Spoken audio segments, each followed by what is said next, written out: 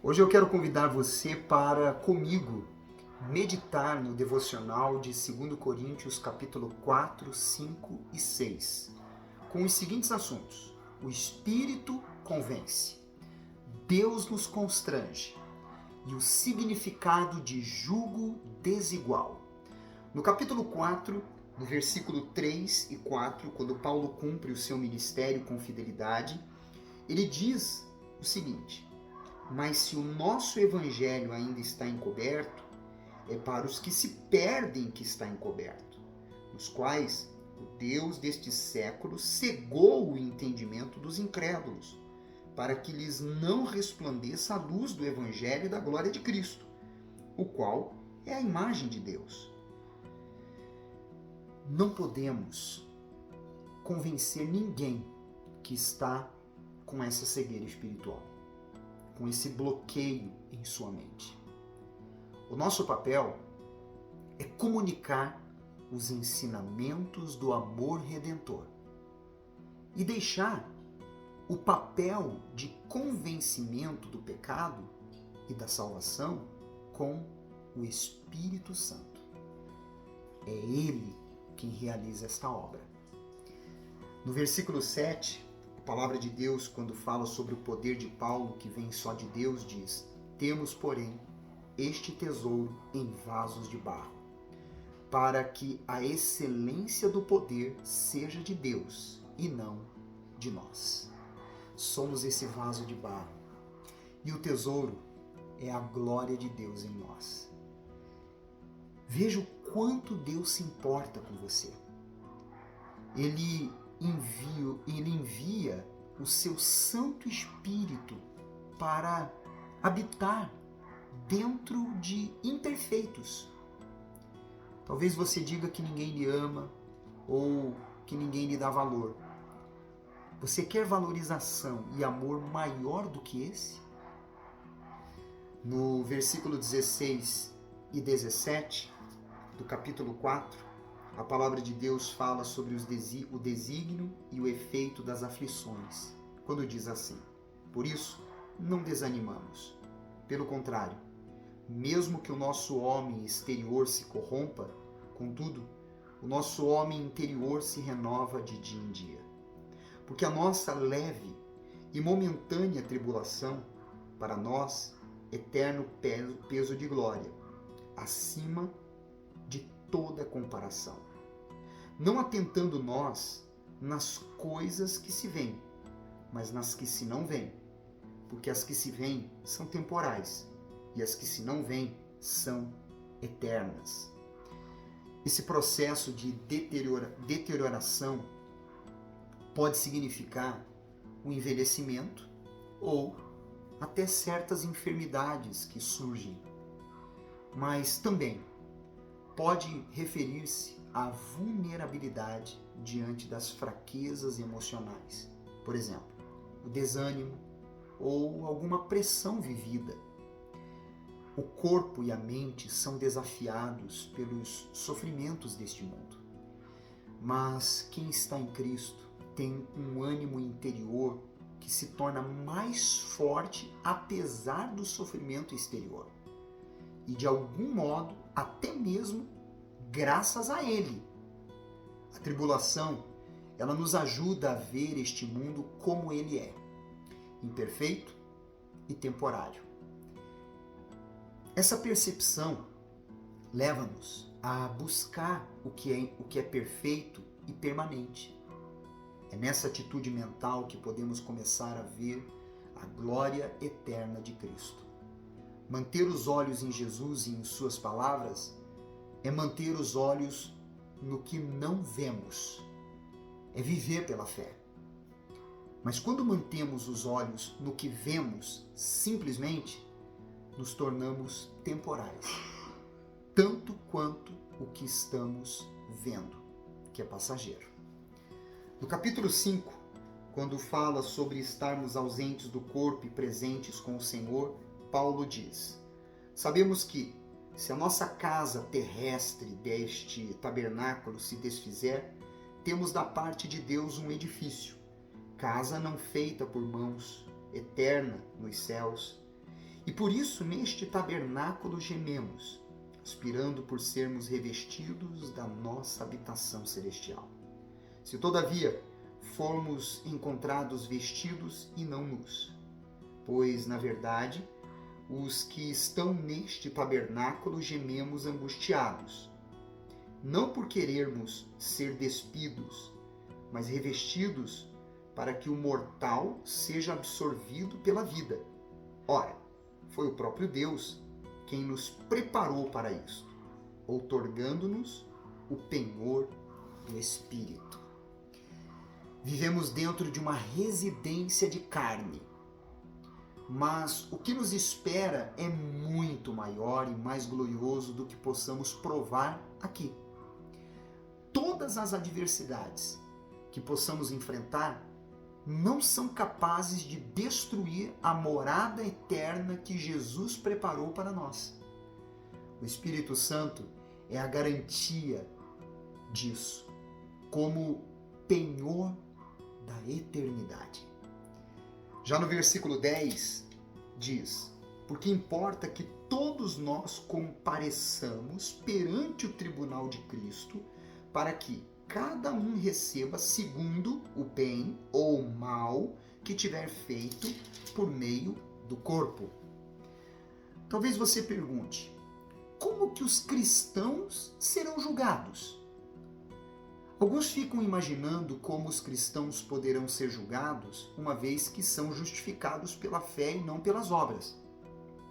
Mas esse versículo simplesmente acentua a responsabilidade dos cristãos em viver de acordo com o que creem. Embora a salvação seja uma questão de fé, outras recompensas eternas dependem da fidelidade, como está escrito em 1 Coríntios 3, versículo 8 e também do 13 ao 15. Os cristãos são julgados justos em Cristo, mas também serão recompensados segundo o bem ou o mal que tiverem feito por meio do corpo. Deus espera que as nossas ações, após a salvação, reflitam a sua glória que está em nós.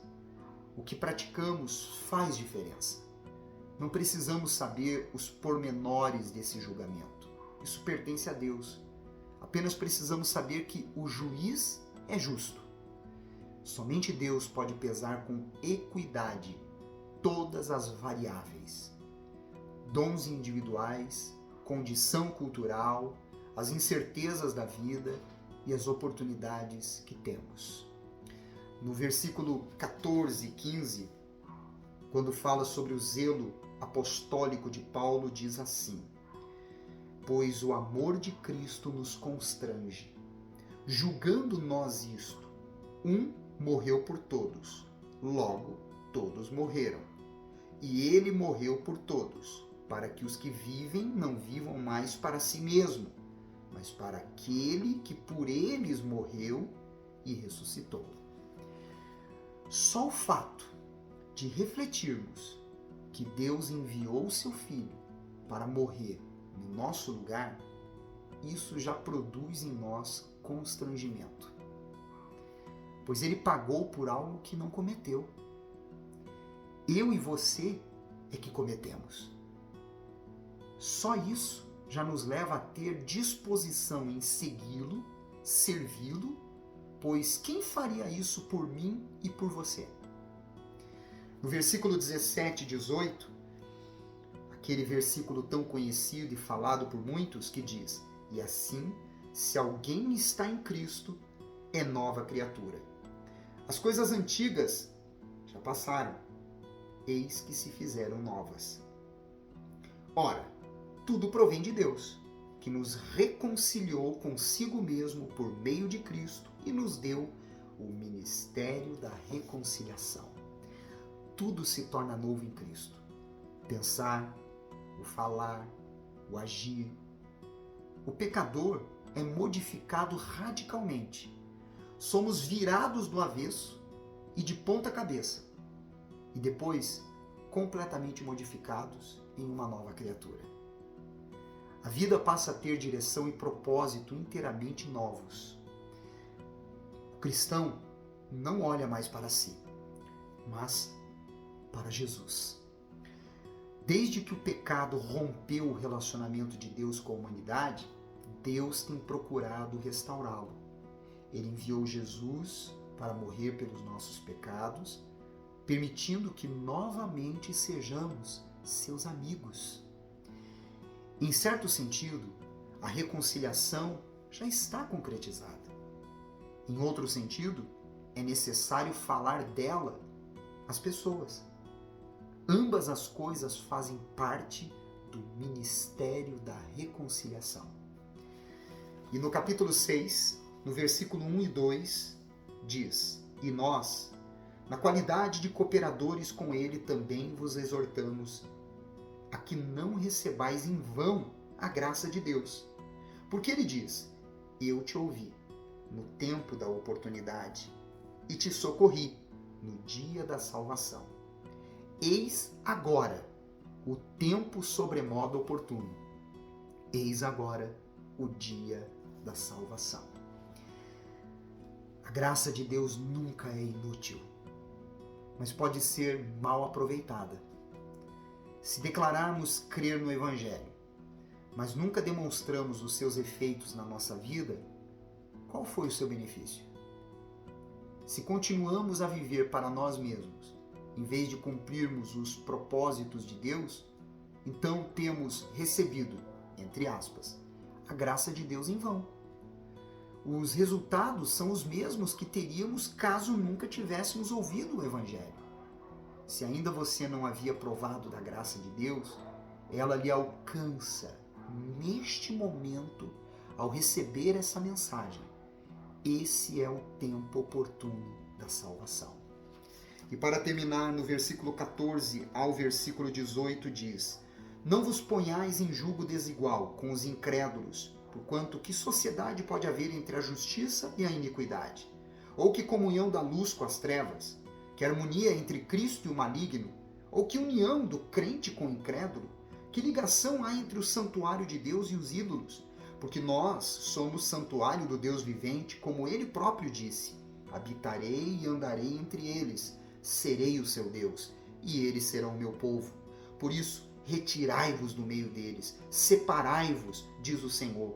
Não toqueis em coisas impuras, e eu vos receberei. Serei vosso Deus, e vos sereis para mim filhos e filhas, diz o Senhor Todo-Poderoso. O jugo era um pedaço de madeira colocado no pescoço dos animais. Se os animais que estavam andando lado a lado não tivessem o mesmo tamanho, então haveria um descompasso.